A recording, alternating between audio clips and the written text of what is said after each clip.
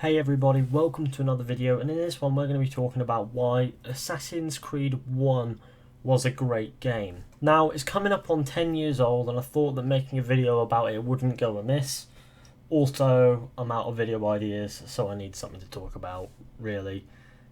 It's more the latter, if I'm honest. I digress. Why was Assassin's Creed 1 a great game? Let's start by talking about the story that the game set up in the modern day. The story in the historical setting was good, but it wasn't what captivated me. It was the mystery and that element to the modern day story that made me want to play the game even more. I should probably put a spoiler warning here, but if you're going to have a hissy over a 10-year-old game being spoiled, it's your own problem. And the ending was proper baiting a sequel and setting that up, and we know how well the sequel went.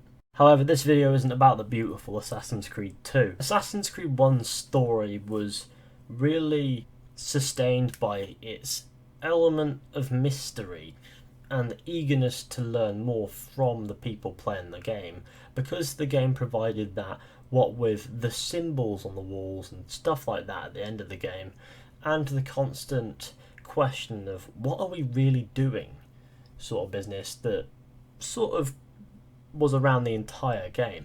Now, when the game came out, we were expecting the assassin part, but I think what people got more than they expected from was probably the modern day, which was the most interesting and mysterious part. However, I found the rest of the game to be equally as interesting, but not as mysterious. Now, Assassin's Creed 1's story in the Animus with Altair was also pretty decent. He went from being an arrogant brat of an assassin with skills but no real respect to being quite the wise assassin, in fairness.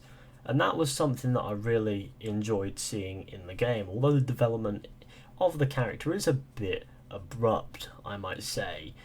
It was quite interesting to see. And considering this game came out back in 2007, when people were still making Mr. Froggy fucks a tree games for kids. Or, well, my point is, back when people still made games that weren't necessarily story-based, but were just there to provide mild filler entertainment. So back then, a good story was actually something special. Nothing exclusive to Assassin's Creed per se, but it was really at the dawn of these good stories where games would have a story that was really good.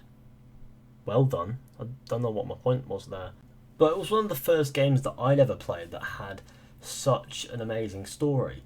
And that's probably what got me into it and made me excited for Assassin's Creed 2.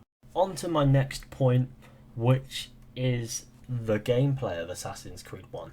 Now, although the gameplay and the gameplay elements in the story especially could get very repetitive, Assassin's Creed 1's gameplay for the time, considering it was out in 2007, was really captivating, and that's what made me love it so much back then, because the game caught my attention with some interesting gameplay for the time.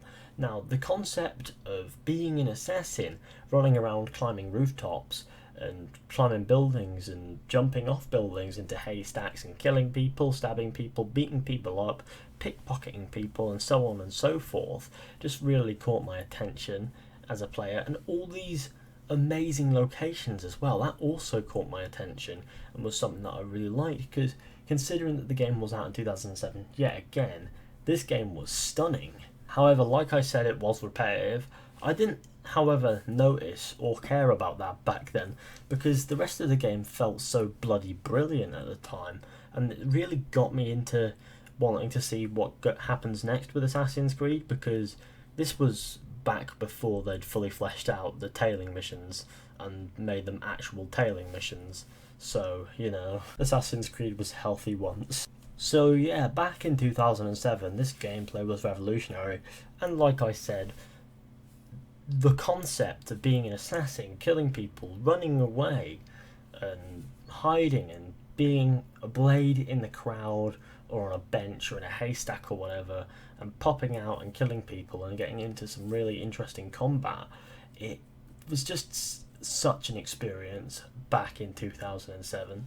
Also, it's worth mentioning that the Third Crusade was an interesting and good setting for a game like this, because, believe it or not, the assassins were somewhat historically accurate in that setting, because there was in fact a Shia Muslim group known as the Hashashin, which translates to an assassin, and is also probably the origin of the word hash. I have just gone off topic and started talking about mild cannabis.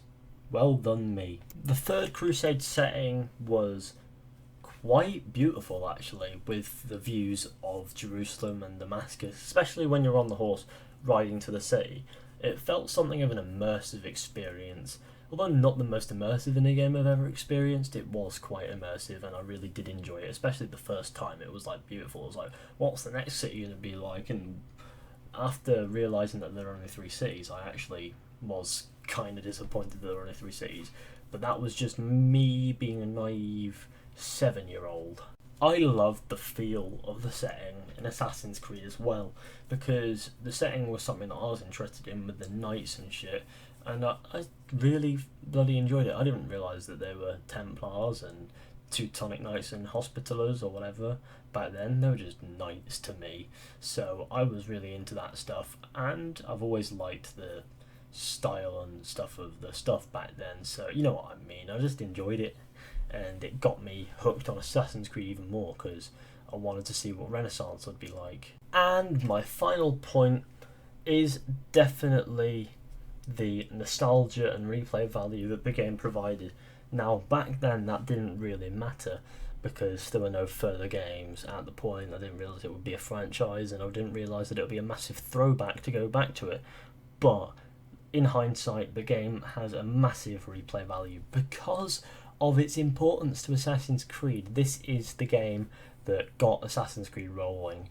Thanks to the successor, this game, we got the Ezio trilogy and some other games, and it was honestly a beautiful game back in its day, and it had some nice replay value as a result of how it all is, and especially since Assassin's Creed has become a bigger franchise now, perhaps too big for its own good.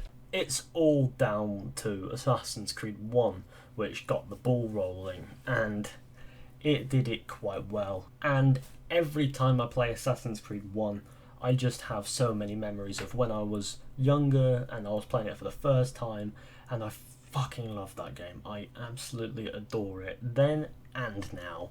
So there you have it. That's why Assassin's Creed 1 was and still is a great game. Can we get a remaster now, Ubisoft? But thank you for watching, everybody. I hope you enjoyed. Be sure to go ahead and leave a like, subscribe, share, comment, and I'll see you all in the next one with another video. So yeah, for that.